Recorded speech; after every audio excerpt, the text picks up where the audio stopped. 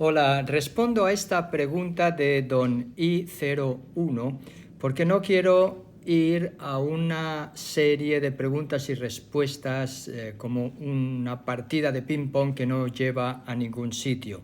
Especialmente como cuando hay alguien que se mete en mi canal de nuevo a preguntarme cosas sobre un vídeo que yo he hecho hablando del celibato, que no es un mandato, pero sí es un consejo que va de acorde con la enseñanza de Jesús.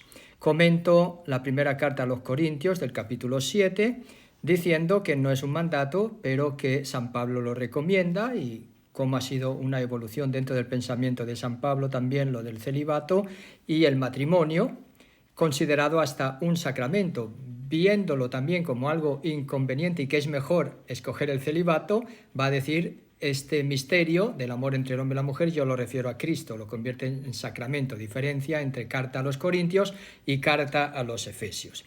Bueno, pues don I01, al hablar yo del celibato, que hay 3 clases de celibato en Jesús mismo, que va a decir que hay 3 clases de celibato, aquellos que nacen infecundos por naturaleza desde el inicio de sus vidas, ¿verdad? Es decir, aquellos que son eunucos por la fuerza y aquellos que se hacen eunucos por el reino de los cielos. Entonces hay un celibato del que ya habla Jesús por el reino de los cielos. Y entonces dice la pregunta, si no es un mandato, ¿por qué sí lo hicieron mandato?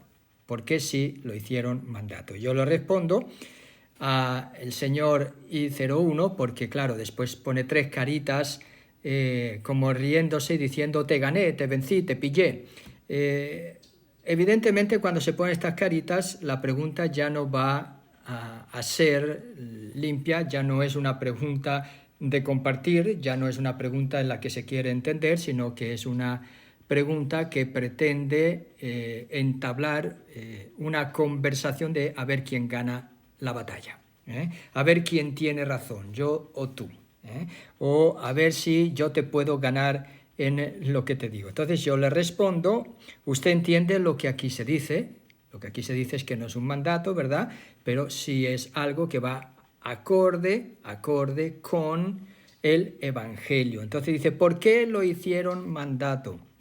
Y yo digo, pues no entiende lo que aquí se dice y no entiende lo que en la Iglesia Católica vivimos. Por eso mi respuesta es, otra cosa es como usted piensa y razona. Ellos piensan que porque hay una ley canónica que el sacerdote debe ser célibe, eso es ya un mandato de la Iglesia, es decir, una obligación.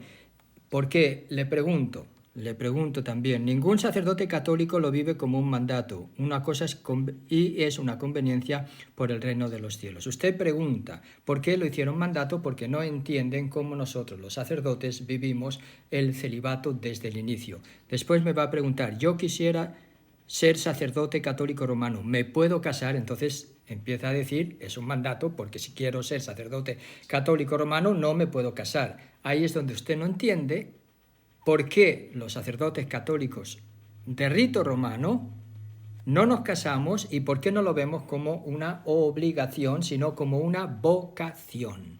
Una vocación. Nosotros, al querer ser sacerdotes, recibimos una llamada de Dios en una experiencia espiritual y de seguimiento de Jesús, en la que nos sentimos llamados al ministerio del sacerdocio. Y sabemos que ese llamamiento va a implicar el celibato. Por lo tanto, esperamos recibir eso como un don de Dios. Y eso se convierte en la Iglesia Católica de rito romano en un criterio de discernimiento, si recibimos también ese don de Dios. Si no, pues hacemos como San Pablo dice, si te vas a abrazar, cásate, mejor que te cases.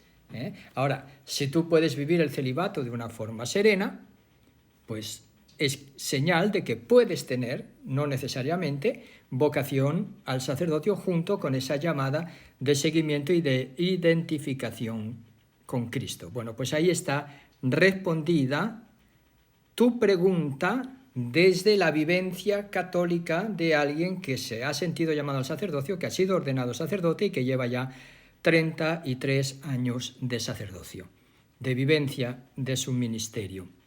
Entonces, yo le pregunto, porque ya imagino que con esa pregunta, de esa manera, ¿es usted católico? Y me responde él, no conteste con otra pregunta. Si un católico quiere ser cura, ¿puede casarse?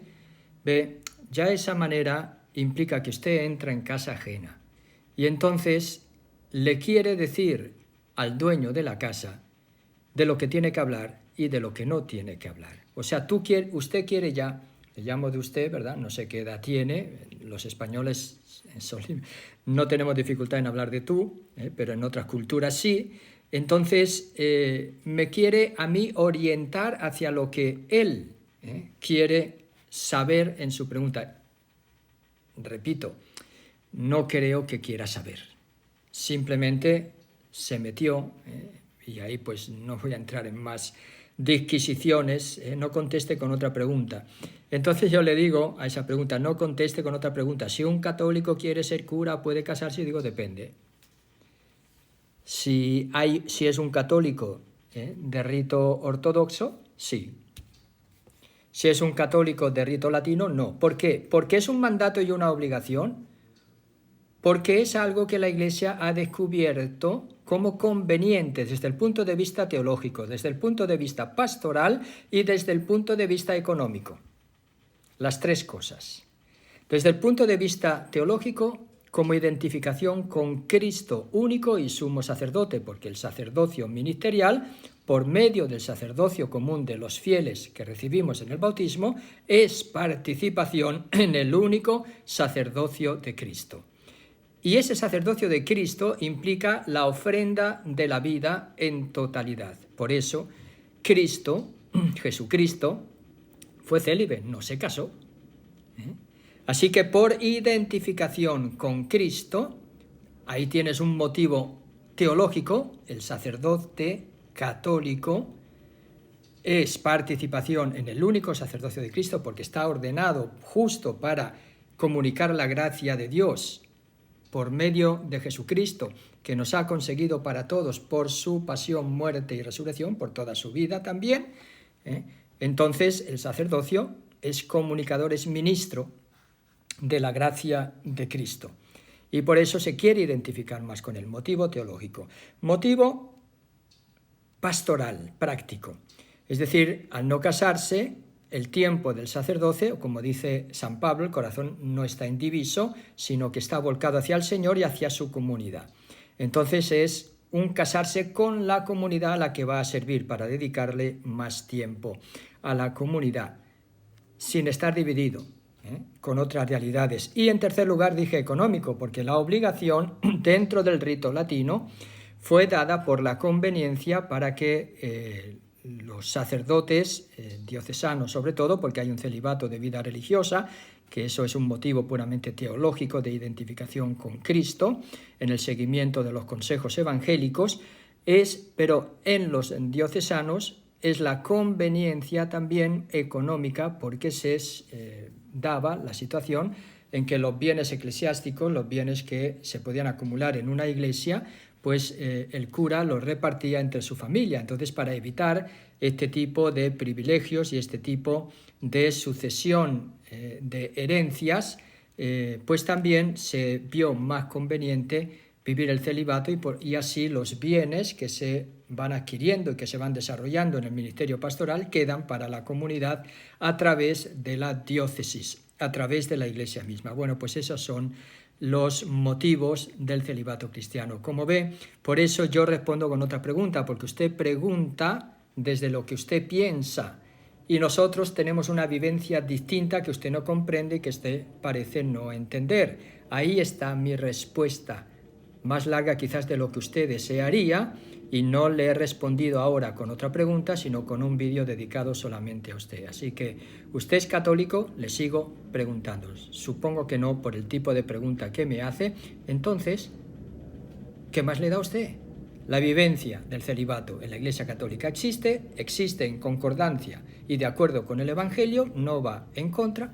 ¿Qué problema hay? ¿Qué problema le da a usted y qué problema me da a mí? A mí me da una alegría. ¿A usted le da problema eso? Bendiciones. Vaya con Dios y déjenos vivir nuestra fe. Usted viva la suya. Y si es una duda que tiene, pues aquí se la he respondido. Creo que se la he respondido y sin otra pregunta y ampliamente. Bendiciones. Hasta pronto.